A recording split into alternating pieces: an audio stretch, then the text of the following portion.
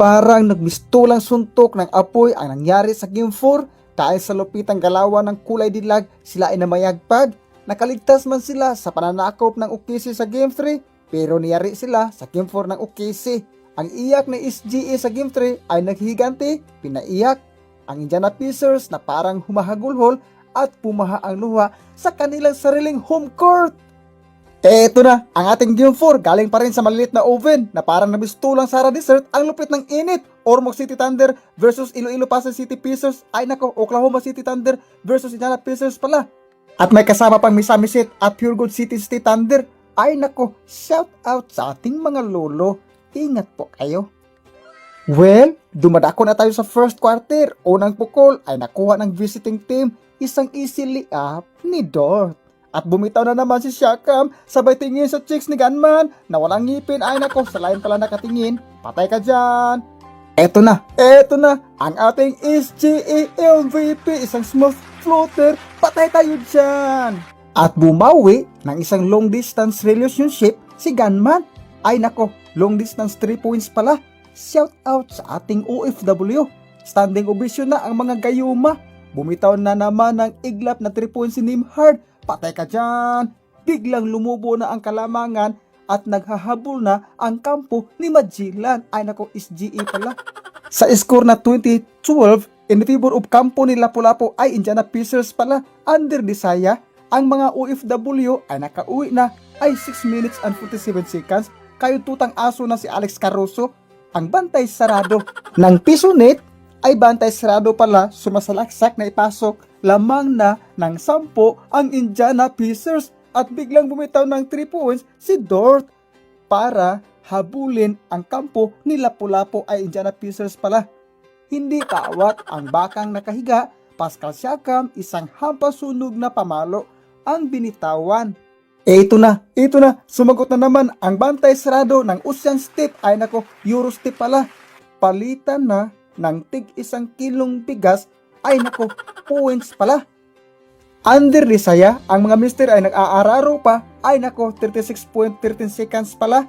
Nasa mainit na kamay ni SGA ang ating MVP ng OKC.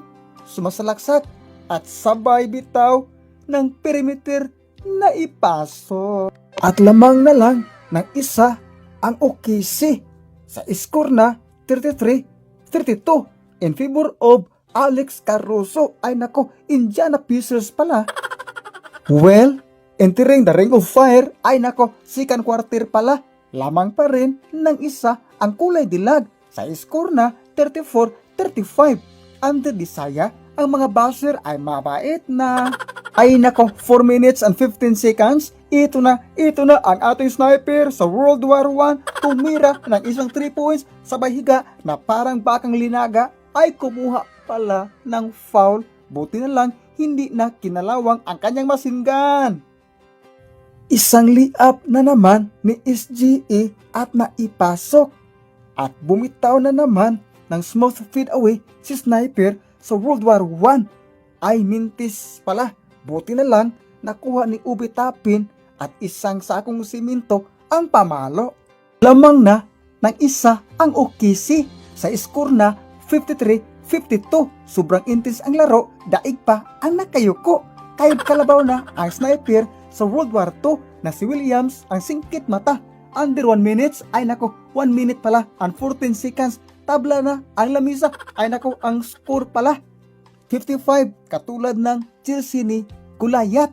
Nasa kamay na umaapoy ni Gunman ang bula. Sumasalaksak na parang Magic Johnson. Ay nako, naipasok at nakuha na ang kalamangan ng kampo ni Lapu-Lapu.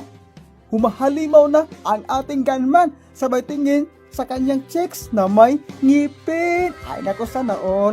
Ay shout out pala sa ating mga OFW. Mag-ingat kayo palagi.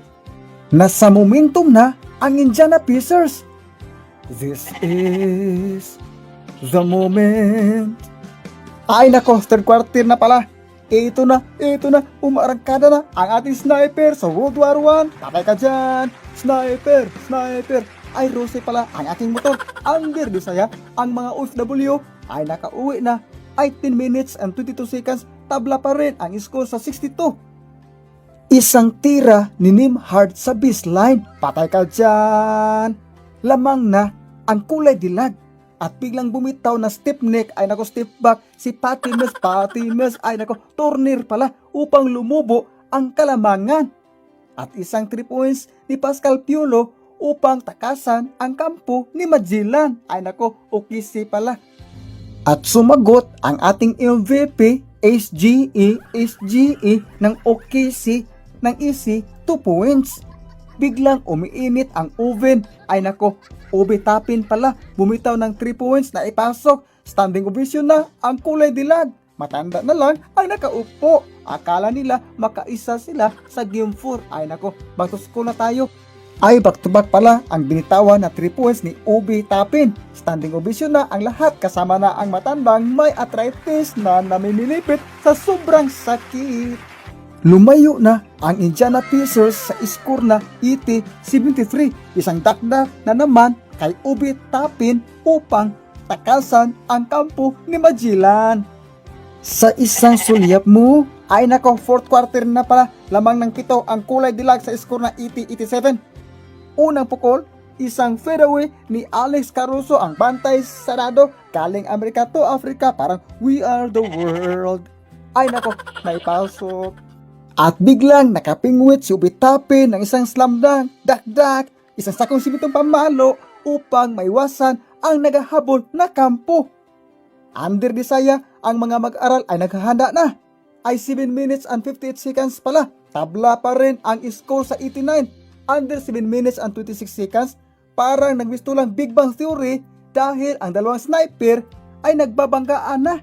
Pero hindi na naabutan ng pamalo ni Sniper sa World War I ang malakidlat ng galawan ni Sniper sa World War II.